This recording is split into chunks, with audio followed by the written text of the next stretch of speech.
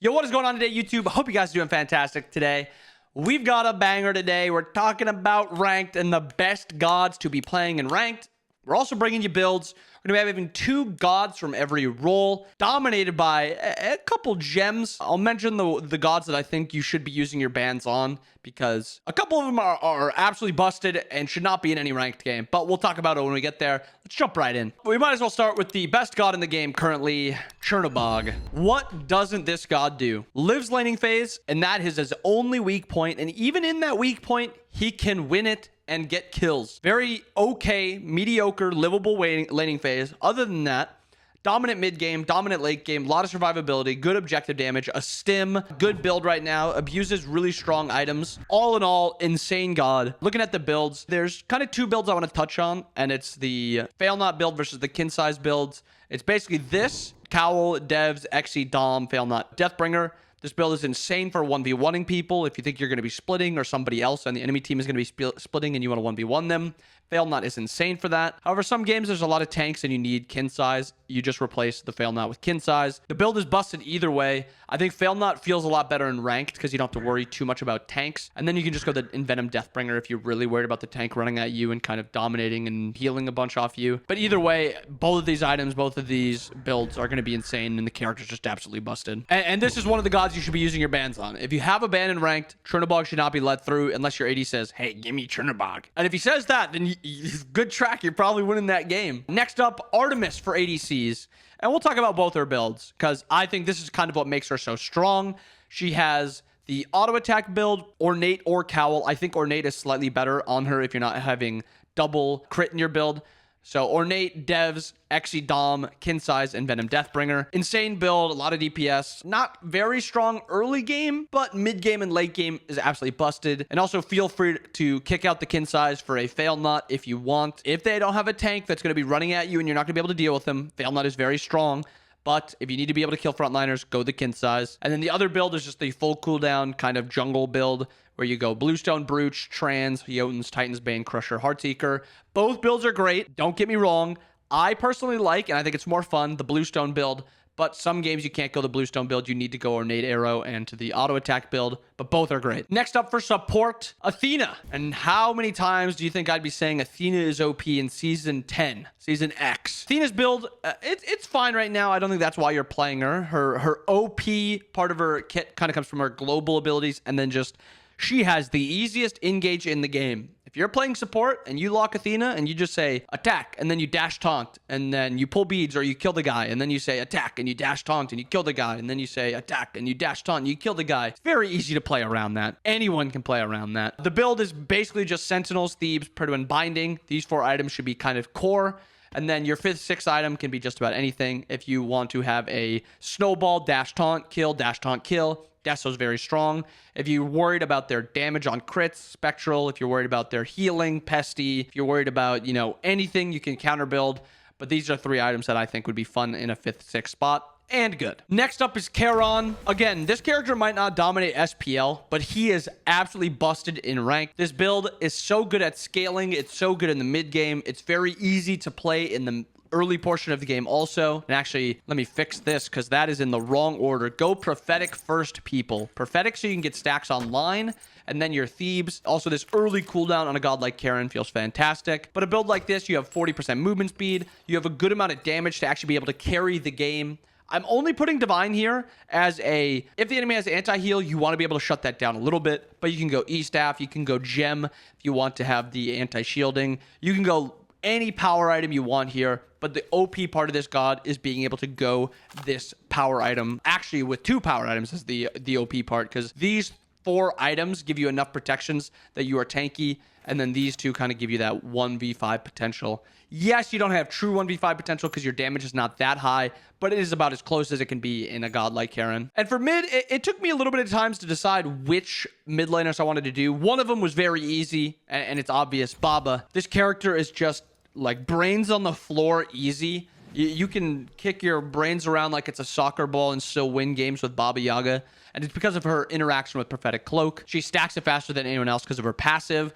Home Sweet Home. Wait, is that her passive or is that her Creeping Cabin is her passive? Home Sweet Home is the ult. Because of her passive on Creeping Cabin. Insanely easy to play. All you have to do is farm up. And as long as you don't lose the game early, which can happen when you're playing mid, you will win the game late because this character is absolutely busted. This god has been my ban for almost the entire phase. Almost the entire year, actually. Kind of stopped banning it a little bit recently because I think Set and Chernobog are a little bit more annoying. But this would be my second ban that I would use. I've stopped banning Set a little bit. I only really ban it when I'm worried about auto speed because he dominates me. But this is my second ban. This build is busted. This character's busted. She's easy to play. She does a lot of damage. Very hard to punish. 10 out of 10. Play this character. And then the gods that I was deciding between for the second spot were Ryzen and Agni. I think Ryzen is a better character, but I think the meta means Agni's a better mid laner. And let me tell you why. Agni is a better blind pick. If you don't know who on the enemy team is playing mid, who's playing jungle, Agni is just a safe option. His build is fine. His build is just as easy as Ryzen's. Ryzen just gets dominated by some of the assassins in the meta. Gods like Camazotz. Camazotz dominates every mid laner, let's be honest.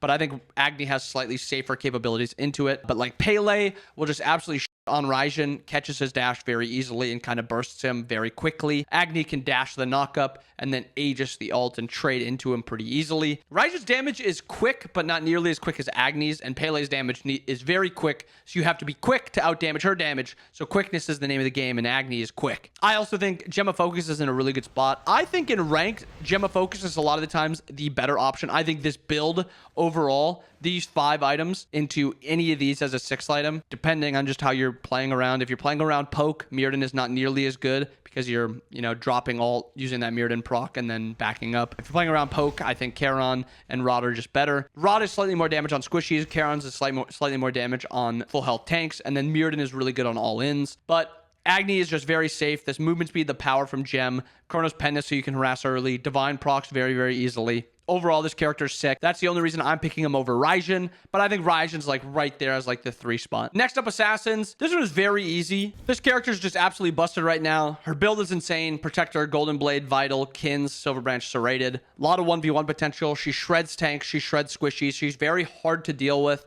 The extra range on her ult was also deceptively good as a buff. It's a lot easier to make it over most walls in the game instead of getting caught on them. Overall, this character farms well, ganks well, plays the mid game well. She struggles a little bit in team fights, but all you have to do is just not team fight really. If you just, split mid and make somebody kind of answer the call to match you, you'll just kill them. Character's insane. She's very easy to play. Play Arachne, dominate with Arachne. Heck, she can even be your next ban if maybe you're not too worried about Baba or Chernobog's not really dominating your games. Just ban Arachne. And next up, Pele. This character's eaten a couple nerfs recently, but she doesn't care. She is still absolutely busted. Pele dominates games. Protector, Soul Eater, Jotun's Brawlers, Heartseeker, Titan's Bane as the full damage build. And then the slightly more tanky build if you're kind of diving a comp that you don't need to be full damage and actually burst them. Protector, Soul Eater, Dawnbringer, Serrated, Mantle into Brawlers. If you need anti-heal, build Brawlers. If you don't need anti-heal, build something else. I'm just adding Brawlers in so you get it into your minds that you will usually want to build Brawlers. That's the only reason I'm saying it.